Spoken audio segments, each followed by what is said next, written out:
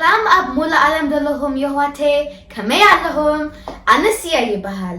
ናይኖም መደብና ከመይ ጌርና ጣዕም ቀሊል ንጣዕምና ጽቡቕ ዝኾነ ጽማቅ ክዓርየኩም እየ። ንኡማ በሉ ንጀምር።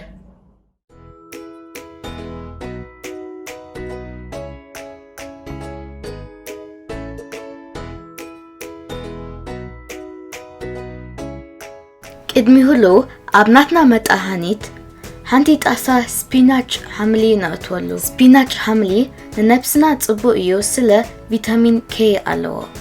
ሕጂ ሓደ ባናና ነእትወሉ። ባናና ኣብዚ ክነእትወሉ ኢና ስለ ቪታሚን C ኣለዎ። ሕጂ ኸኣ ቺያ ሲድስ ነእትወሉ። ከምዚ እዩ ክመስል። ቺያ ሲድስ ኦሜጋ 3 ኣለዎ። ሕጂ ሓደ ማንካ ማዓር ነእትወሉ ምእንቲ ክመቀረና። ከክንዲ ሽኮር ንጥዕናና ማዓር ይሃይሽ። ሓደ ጣሳ ማይ ነእትወሉ ክነቅጥኖ።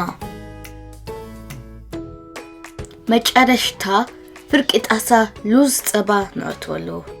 ሉዝ ፀባ ቪታሚን E ኣለዎ።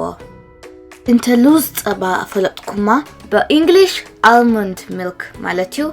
በጀርመን ኸኣ ማንድል ሚልሽ ይበሃል። መጣሃኒት ገርኩም ትጠህንዎ።